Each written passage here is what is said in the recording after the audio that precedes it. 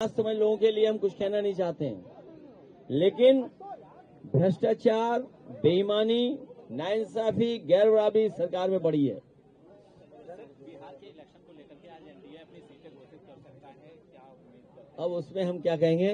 हम ये चाहते हैं कि इसी तरह की खुशहाली आए, समाजवादी सरकार बने। आज तो एक ही पार्क दिखाई दे रहा है।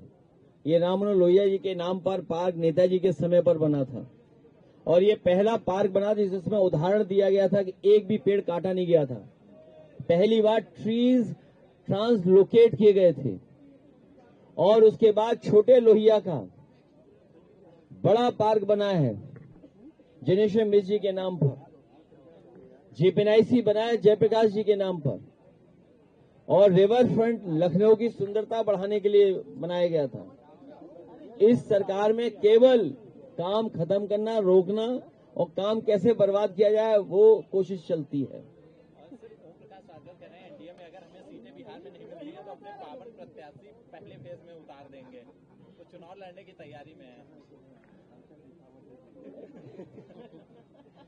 आप लोग फिल्म तो देखते होंगे ना, फिल्में। हालांकि कई बार साइड हीरो भी बड़ा फेमस हो जाता है। हीरो के साथ भी साइड हीरो होता है, विलेन के साथ भी एक साइड विलेन होता है। अब ये आप लोग तय करो कि सरकार खुद सामने नहीं आना चाहती है। सरकार खुद बचती है चीजों को लेकर के। आरक्षण छीना जा रहा है, विदेशी कंपनियां बुला करके पूरा बाजार उनके हाथ में दे दिया जा रहा है, और स्वदेशी की बात कर रहे हैं। याद रखना, भारतीय जनता पार्टी के लोग ये मुंह से स्वदेशी हैं, मन से विदेशी हैं। ये मुंह से स्वदेशी बात करेंगे, लेकिन मन से विदेशी हैं। और अगर इन्हें अपना व्यापार बचाना है देश का, या स्वदेशी अपनाना है, तो चीन जैसे देश से सबसे ज्यादा व्यापार क्यों हो रहा है? चीन जैसे देश से व्यापार क्यों हो रहा है? पूरा इलेक्ट्रॉनिक बाजार उनके हाथ में दे दिया है। हमारा किसान अभी भी लाठी खा रहा है। बताओ, ये तो हमारे पत्रकार साथी बंथरा की लॉ एंड ऑर्डर की समस्या पूछ रहे हैं, लेकिन सच्चाई ये है कि कोई किसान आज खाद नहीं पा रहा है। खाद को लेकर के किसानों की जान चली गई, उनके परिवार के लोगों की जान चली गई, और सरकार खाद नहीं दे पा रही है। बताइए, जो सरकार कहती थी आय दोगुनी कर देंगे, वो किसानों को खाद नहीं उपलब्ध करा पा रही है। हर जगह लाठी चल रही है। गन्ना किसान सरकार की तरफ देख रहा है कि कीमत बढ़ाई जाएगी, लेकिन बढ़ाई नहीं जा रही है। न गन्ने की कीमत दे पा रहे हैं, न महंगाई को रोक पा रहे हैं। और महंगाई को इसलिए नहीं रोक पा रहे हैं क्योंकि ये उद्योगपतियों से मिलकर के मुनाफा कमाना चाहते हैं। जब मुनाफा कमाएंगे तो महंगाई कैसे कम होगी? ये मुनाफा कमाने दे रहे हैं, और मुनाफा इसलिए उद्योगपतियों को कमाने दे रहे हैं जिससे इन्हें चंदा मिल सके। चंदा लेने के लिए व्यापारियों को मुनाफा कमाने दे रहे हैं, और जिन व्यापारियों को ये मुनाफा ज्यादा कमाने दे रहे हैं उनसे ये चुनावी चंदा मांगेंगे, क्योंकि चुनावी चंदे से ही ये बिहार जीतेंगे, चुनावी चंदे से ये यूपी में खर्च करेंगे। और सबसे ज्यादा जाति के आधार पर इन्होंने फैसले लिए हैं। सबसे बड़ी जातिवादी पार्टी कौन है? भारतीय जनता पार्टी है। कई जिले में पीडीए अधिकारी नहीं है। एक जिला मुझे समझ में आया, कई जिले ऐसे हैं जिसमें अभी तक पीडीए का अधिकारी ही पोस्ट नहीं हुआ है। केवल अपने स्वजाति लोगों को पोस्ट कर रहे हैं, और स्वजातियों को इसलिए पोस्ट कर रहे हैं जिससे वहां जमीनें छीनी जा सकें, जमीनों का काला कारोबार कर सकें। समाजवादी पार्टी बहुत जल्दी दलितों के ऊपर, और जिस तरीके से लॉ एंड ऑर्डर को लेकर के बड़े पैमाने पर जनता को परेशान किया जा रहा है, उनकी सूची बना करके, और जिले जिलों में भारतीय जनता पार्टी ने जो जमीनें कब्जा की हैं, सबसे बड़ी भूमाफिया पार्टी अगर कोई है तो भारतीय जनता पार्टी है, उसकी भी सूची बनाने का काम करेंगे। और कानपुर तो एक उदाहरण है जहां पर एक लेखपाल के 100 करोड़ का ही मिला मामला। सब जानते हैं हमारे पत्रकार साथी कौन कौन से अधिकारी मिले हुए हैं। ये जितने हमारे प्रयास के लोग मुस्कुरा रहे हैं वो सब जानते हैं कौन कौन अधिकारी एक दूसरे से मिले हुए हैं। कौन एक दूसरे को नीचा दिखाना चाहता है। गृहमंत्री अमित शाह ने मुस्लिम पर एक टिप्पणी करते हुए कहा है कि जेनोसाइड के कारण मुस्लिम आबादी बढ़ी है और उसके आंकड़े भी उन्होंने साल दर साल जारी किए हैं, जिस पर कांग्रेस ने सवाल उठाए, कहा है कि 11 सालों से आप क्या कर रहे हैं। ये भारतीय जनता पार्टी के पास सब फर्जी आंकड़े हैं। अगर भारतीय जनता पार्टी के आंकड़े मानोगे तो डूब जाओगे आप। जो लोग पलायन के आंकड़े दे रहे हैं, हमारे यहाँ भी घुसपैठी हैं यूपी में, मुख्यमंत्री जी उत्तराखंड के हैं। हम तो चाहते हैं इन्हें उत्तराखंड भेज दिया जाए। केवल यही घुसपैठी नहीं है, विचारधारा से भी घुसपैठी है। ये बीजेपी के सदस्य नहीं रहे, दूसरे के सदस्य थे। आप बताओ किस पार्टी के सदस्य थे वो? तो बताओ भारतीय जनता पार्टी में घुसपैठी हुए कि नहीं हुए? तो इन घुसपैठियों को कब हटाओगे? सर, तालिबान के रक्षा मंत्री यहाँ पे आते हैं और पहले तालिबान को लेकर अफवाह स्वागत किया जाता है उनका और तमाम चीजें देख रहे होती। इस पे हमें कुछ इसलिए नहीं कहना कि विदेश नीति का सवाल है और भारत सरकार जो कहेगी वो होगा।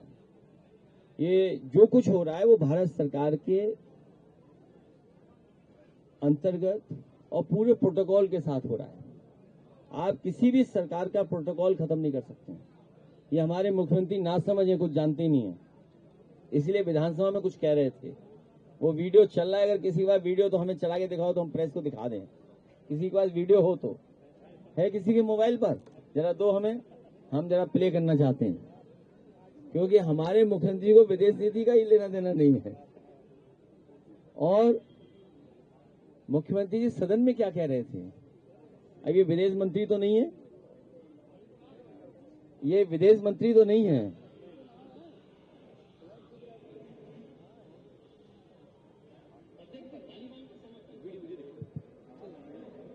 ऑडियो सुनिए।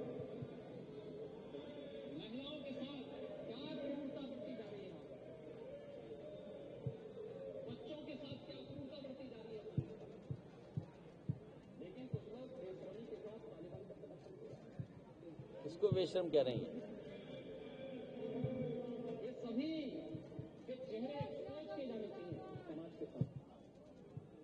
ये हमारे मुख्यमंत्री जी किसको बेशर्म कह रहे हैं? ये जनता जागरूक है और ये जमाना चैट जीपीटी का है, सोशल मीडिया का है। किसी भी रीच को आप रोक नहीं सकते हैं, हर व्यक्ति जानता है। तो अगर इस तरह की भाषा इस्तेमाल की जा रही है तो मुख्यमंत्री जी को धरना देना चाहिए दिल्ली में जाकर के। मैं तो कहूंगा कि मुख्यमंत्री जी को दिल्ली में जाकर धरना देना चाहिए और खासकर वहां पर धरना देना चाहिए जो घुसपैठियों की बात कर रहे हैं। हरियाणा के एडीसी ने कई सारे आरोप लगाए थे, उसके बाद वहां के डीजीपी को हटाया गया। हालांकि उनका पोस्टमार्टम अभी तक नहीं हो सका है। एक 6 सदस्यीय जांच टीम गठित की गई। मामला बेहद गंभीर है और इस पूरे मामले को लेकर के अब सवाल भी खड़े हो रहे हैं। उनकी पत्नी कल प्रेस कॉन्फ्रेंस करना चाह रही थी, उन्हें मीडिया से बात नहीं करने दिया। जाति को लेकर के एक चिंता का विषय है। डॉक्टर राम मनोहर लोहिया ने भी जाति तोड़ो और जाति खत्म हो। बाबा साहब भीमराव अम्बेडकर जी ने भी जाति को लेकर के कानून तक बना दिया और आज भी हम लोगों को देखना पड़ रहा है कि कहां जाति के आधार पर भेदभाव हो रहा है और उसकी वजह से जो सुनने में आ रहा है कि उसी की वजह से एक आईपीएस की जान चली गई। आईपीएस की जान जाना, सुप्रीम कोर्ट में जूता फेंकना, कथावाचकों को बाल काट देना, उनको अपमानित करना, वाल्मीकि समाज के नौजवान को पीट पीट के मार देना और अभी बंथना में जिस तरह घटना हुई है, ये समाज में हो क्या रहा आखिरकार? और ये आज की सरकार कर क्या रही है? आखिरकार सरकार केवल पॉलिटिकल काम कर रही है, जनता को न्याय नहीं दे रही है, जनता के दुख दर्द को नहीं समझ पा रही। इसीलिए आने वाले समय में आप देखेंगे कि पीडीए के लोग जागरूक हो चुके हैं और आज के दिन जब डॉक्टर राम मनोहर लोहिया को हम लोग याद कर रहे हैं, उनकी सख्त क्रांति को याद कर रहे हैं, तो संकल्प लेते हैं कि पीडीए समाज को सम्मान दिलाने के लिए राजनीतिक और आर्थिक रूप से उन्हें गैर बराबरी से निकालने के लिए हम लोग जन जन में जाकर के, जनता के बीच में जाकर के समर्थन लेकर के सरकार बना करके पीडीए समाज को और सामाजिक न्याय के राज के स्थापना के लिए हम लोग संकल्प लेते हैं। इन्हीं शब्दों के साथ पत्रकार साथियों को बहुत बहुत धन्यवाद देता हूं।